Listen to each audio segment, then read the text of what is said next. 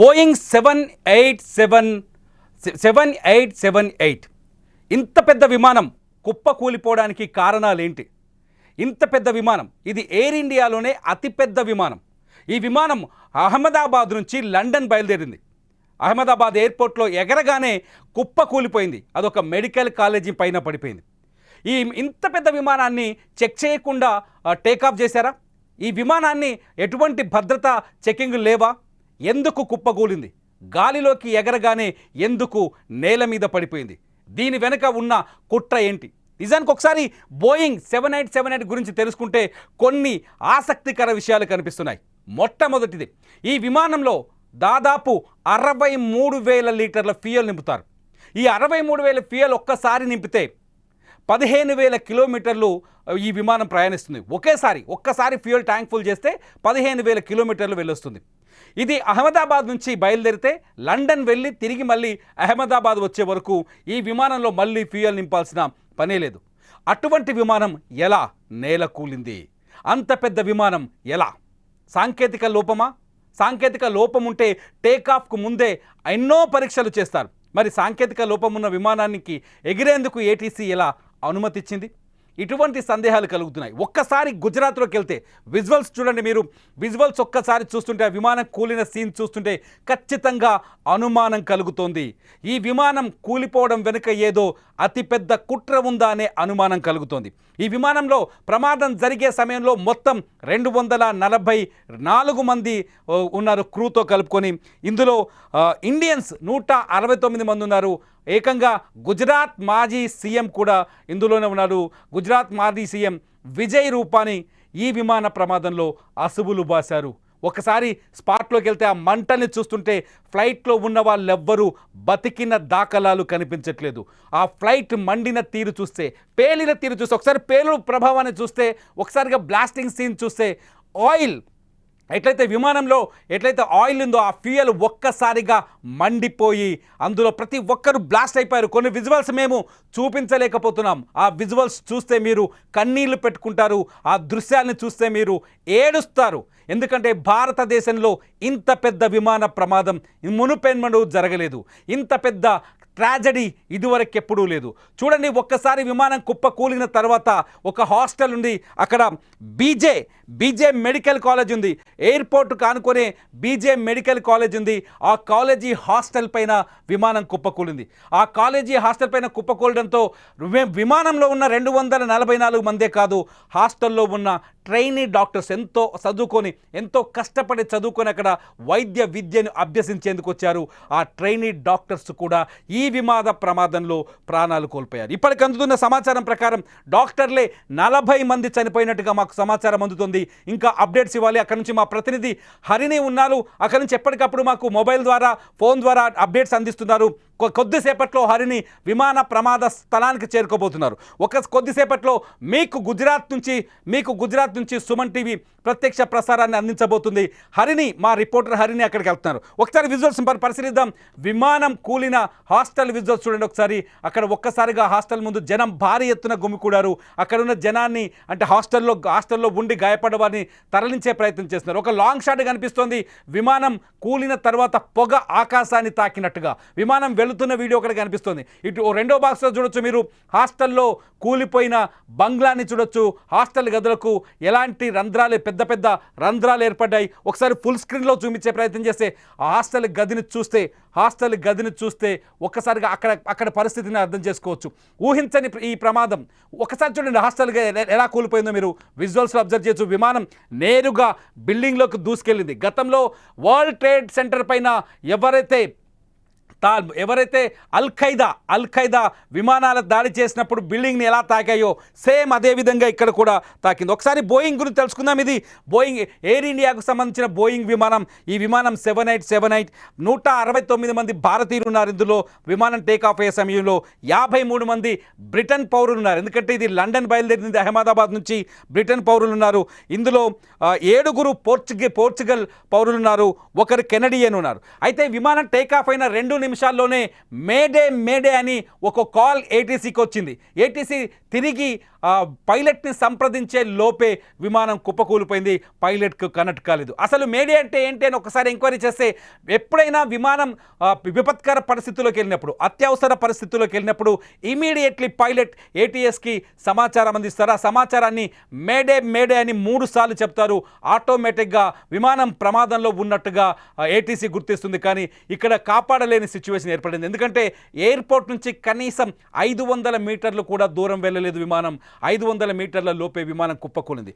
అనుమానాలు అక్కడే కలుగుతున్నాయి. ఎందుకు అనుమానాలు కలుగుతున్నాయంటే ఇంత పెద్ద విమానం చెక్ చేసిన తర్వాతే ఎయిర్పోర్ట్ నుంచి పైకి ఎగురుతుంది. చెకింగ్ లేకుండా వెళ్ళదు. సాధారణంగా మనం ఫ్లైట్ ఎక్కేటప్పుడు మనం ఒక్కసారి అబ్జర్వ్ చేయాలి, మన లగేజ్ చెక్ అవుతుంది, మనుషుల్ని చెక్ చేస్తారు, రకరకాల చెకింగ్స్ ఉంటాయి. అటువంటిది ఫ్లైట్ స్టార్ట్ అయిన తర్వాత ఫ్లైట్ని ఎన్ని రకాలుగా చెక్ చేస్తారు ఒకసారి చూడండి. గాలిలోకి వెళ్ళి ఎగిరిన తర్వాత విమానం చాలా ప్రమాదానికి గురైతుంది, ఎంతోమంది ప్రాణాలకి కారణమవుతుంది. కాబట్టి ఆ విమానాన్ని పూర్తి స్థాయిలో చెక్ చేశారు. ఒకసారి ఎంక్వైరీ చేస్తే అహ్మదాబాద్ ఎయిర్పోర్ట్లో కూడా ఈ బోయింగ్ 7878 విమానాన్ని కూడా పూర్తి స్థాయిలో ఎంక్వైరీ చేసినట్టుగా కనిపిస్తోంది. దీనికి కావాల్సిన ఫ్యూయల్ని చెక్ చేశారు, టైర్లను చెక్ చేశారు, దానికి కావాల్సిన టెక్నికల్గా అన్ని రకాల క్లియరెన్స్ తీసుకున్న తర్వాతే విమానాన్ని టేకాఫ్కు పంపించారు. ఇక్కడ గ్రౌండ్ టీం కూడా చాలా నిబద్ధతతో పనిచేసినట్టుగా కనిపిస్తుంది. అయితే లోపం ఎక్కడుంది? నిజంగా ఈ విమానం కూల్చివేత వెనక ఏదైనా ఉగ్ర కుట్ర ఉందా? ఇక్కడ అనుమానించాల్సింది అదే. ఎందుకంటే ఉగ్ర కుట్టే ఉండే అవకాశం ఉండొచ్చు. భారత్ పాకిస్తాన్ మధ్య జరిగిన ఉద్రిక్తతల నేపథ్యంలో, కొద్ది రోజుల క్రితం ముగిసిన ఉద్రిక్తతల నేపథ్యంలో ఈ విమానం కూల్చివేతకు ఏమైనా కుట్ర చేసి ఉంటారా? అక్కడ విజయ్ రూపానీ ఉన్నాడు, మాజీ సీఎం, బీజేపీలో కీలక నేత. రూపానీని అంతం చేయడానికి లేకపోతే ఆయన మీద కక్ష తీర్చుకోవడానికి ఎవరైనా కుట్ర చేసుంటారా? ఇటువంటి సందేహాలు కలుగుతున్నాయి. ఒక్కసారి ఈ సందేహాల్ని చదువుతూ వెళ్తా నేను. గుజరాత్ విమాన ప్రమాదంపై అనేక అనుమానాలు వ్యక్తమవుతున్నాయి. ప్రమాదం వెనుక పాకిస్తానీ హస్తం ఉందనే అనుమానం కూడా కలుగుతోంది. విమాన ప్రమాదంపై విమానయాన శాఖ కూడా అనుమానాలు వ్యక్తం చేస్తుంది. టేకాఫ్ అయిన 5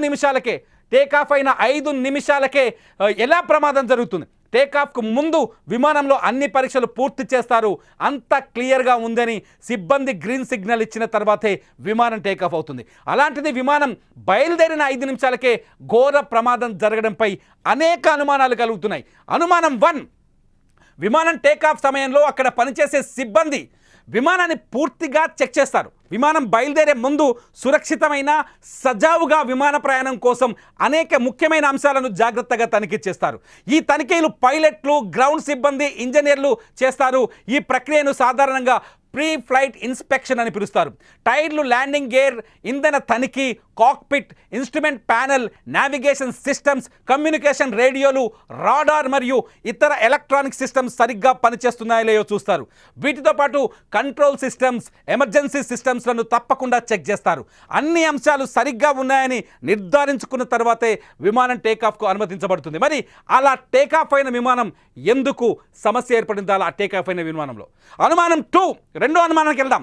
టేకాఫ్ అయిన 5 నిమిషాలకే మేడే కాల్ చేయాల్సిన పరిస్థితి ఎందుకు వచ్చింది?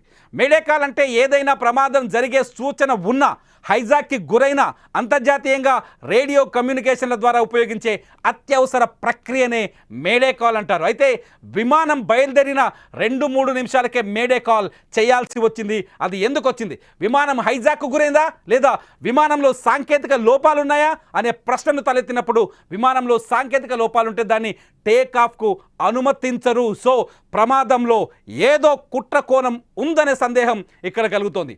అనుమానం నెంబర్ 3, విమానం టేకాఫ్ అయిన గరిష్టంగా 625 అడుగుల బారోమెట్రిక్ ఎత్తుకు చేరుకుంది. అలాంటి విమానంలో క్షణాల్లో 475 అడుగుల వేగంతో ఎందుకు కిందికి రావాల్సి వచ్చింది, దిగొచ్చింది? ఒకసారి చూడాలి మనం. విమానం పైకి ఎగిలిన తర్వాత విజువల్స్ చూడొచ్చు, డౌన్ అవుతుంది చూడండి. అలా ఎందుకు అంటే 467 మీటర్ల పైకి వెళ్ళిన విమానం, 667 మీటర్ల పైకి వెళ్ళిన విమానం ఒక్కసారిగా 625 మీటర్ల పైకి ఎదిగిన విమానం ఒక్కసారిగా 475 మీటర్లకు ఎందుకు డౌన్ అయింది? అదే ఇక్కడ అనుమానానికి కారణమవుతుంది. మరి పైలట్లు ముందు అంటే ఎమర్జెన్సీ పరిస్థితి అయితే పైలట్లు ముందే గుర్తిస్తారు. మరి ఎందుకు గుర్తించలేదు? ఇందులో కూడా ఏదో అనుమానం ఉందనే సందేహం కలుగుతుంది. అనుమానం number 4, aviation safety network database ప్రకారం బోయింగ్ 787 రకం విమానానికి ప్రపంచ చరిత్రలో ఇదే మొట్టమొదటి ప్రమాదమని తెలుస్తోంది. అయితే పాకిస్తాన్తో భారత్ యుద్ధ మేఘాలు అలుముకున్న నేపథ్యంలో ఇలాంటి ప్రమాదం జరగడం అనుమానాలకు దారితీస్తోంది. ఈ విమాన ప్రమాదం వెనుక పాకిస్తాన్ కుట్ర ఏమైనా ఉందా అనే అనుమానం కలుగుతోంది. మొత్తం ఒక్కసారి చూస్తే నిజంగా ప్రతిదీ ఇక్కడ పెద్ద డౌట్గానే ఉంది. విమానంలో విఐపీలు ఉన్నారు, విమానంలో విదేశీయులు ఉన్నారు, విమానంలో అంతర్జాతీయ. ఈ విమానం ఎక్కడి నుంచి మొదలైంది?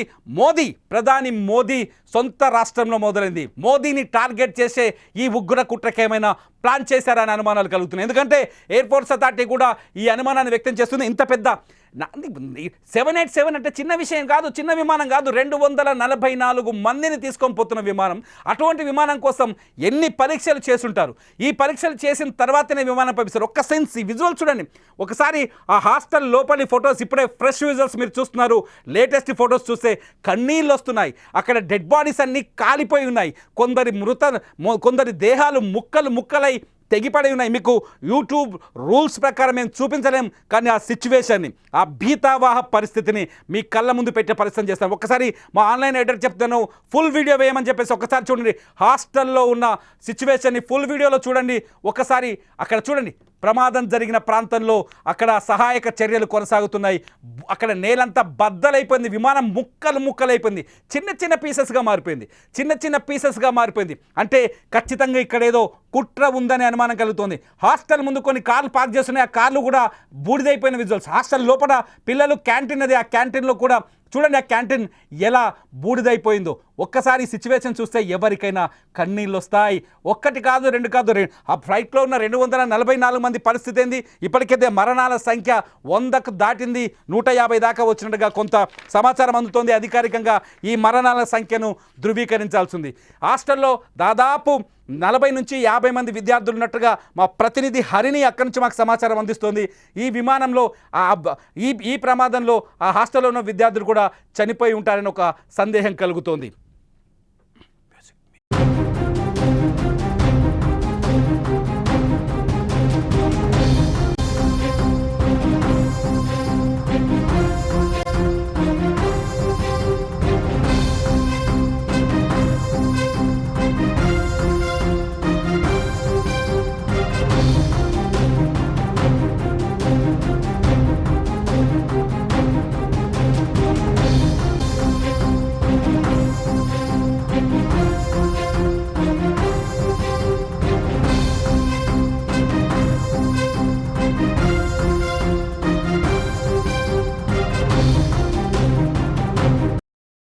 ఇది ఒక్కసారి డౌట్స్ ఇన్ని డౌట్స్ కలుగుతున్నాయి. ఖచ్చితంగా ఈ విమాన ప్రమాదం వెనుక ఏమైనా పాక్ కుట్ర ఉందా, ఉగ్ర కుట్ర ఉందా అనే సందేహాలు కలుగుతున్నాయి.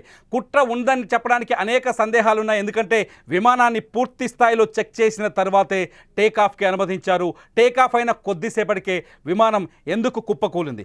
625 మీటర్ల ఎత్తు నుంచి పైకెళ్ళిన విమానం ఒక్కసారిగా 475 మీటర్లకు ఎందుకు పడిపోయింది? అది కూడా ఒక బిల్డింగ్ని టార్గెట్ చేసి. అంటే ఎయిర్పోర్ట్ దాటగానే విమానాన్ని కూల్చేయడానికి ఏమైనా ప్రయత్నాలు జరిగాయా, లేకపోతే విమానంలో సాంకేతిక లోపాలు ఉంటే ఎవరైనా గుర్తించలేకపోయారా, లేకపోతే గ్రౌండ్ టీమ్ సరైన చెక్ చేయకుండా విమానాన్ని టేకాఫ్కి అనుమతిచ్చారా? సాధారణంగా విమానాశ్రయాల్లో విమానాన్ని టేక్ అయ్యే ముందు ఎట్టి పరిస్థితుల్లో గ్రౌండ్ టీమ్ పూర్తి స్థాయి పరిశోధనలు చెక్ చేస్తుంది. పూర్తి స్థాయిలో చెకింగ్ చేసిన తర్వాతే విమానాన్ని టేకాఫ్కి అనుమతిస్తారు. కానీ ఇక్కడ కూడా ఎందుకంటే చిన్న విషయం కాదు ఇది. ఇక్కడ నుంచి అహ్మదాబాద్ నుంచి ఈ విమానం లండన్ వరకు వెళ్ళాల్సిన అవసరం ఉంది. అయితే ఈ విమానంలో విఐపీలు ఉండడం ఇక్కడ సందేహాలకు కారణమవుతుంది. చనిపోయిన వారిలో గుజరాత్ మాజీ ముఖ్యమంత్రి విజయ్ రూపాని కూడా ఉన్నారు. ఆయన మరణాన్ని గుజరాత్ ప్రజలు తట్టుకోలేకపోతున్నారు. ఒక్కసారి ఆ ప్రాంతానికి వెళ్తే, గుజరాత్ ఏరియాకు వెళ్తే కన్నీళ్ళు వస్తున్నాయి. ఒక్కసారి అక్కడ జనాల ఎందుకంటే ఫ్లైట్ ఎక్కిన కొద్దిసేపటికి కుప్పకూలిపోయింది. ఫ్లైట్ దేరిన అంటే విమానంలో వాళ్ళ బంధువుల్ని కావచ్చు, స్నేహితుల్ని కావచ్చు, పిల్లల్ని కావచ్చు, కుటుంబ సభ్యుల్ని కావచ్చు విమానాశ్రయంలో దించి వాళ్ళకి సెండ్ ఆఫ్ ఇచ్చి కనీసం వాళ్ళు ఇళ్లకు చేరుకున్నారో లేదో అప్పుడే ఈ విమాన ప్రమాద వార్త వాళ్ళ మొబైల్ ఫోన్లకు చేరుకుంది.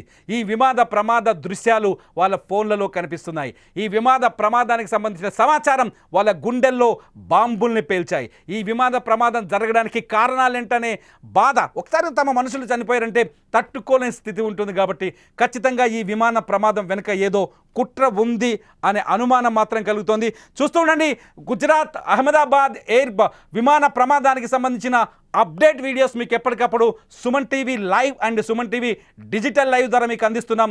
గుజరాత్లో ఉన్న అహ్మదాబాద్ విమానాశ్రయాన్ని అతి కొద్ది సేపట్లోనే మేము చేరుకునే ప్రయత్నం చేస్తున్నాం. అక్కడి నుంచి మీకు లైవ్ ద్వారా పూర్తి పరిస్థితిని అందించే ప్రయత్నం చేస్తాం. చూస్తూనే ఉండండి ప్రత్యక్ష ప్రసారాల కోసం Suman TV live and digital news live.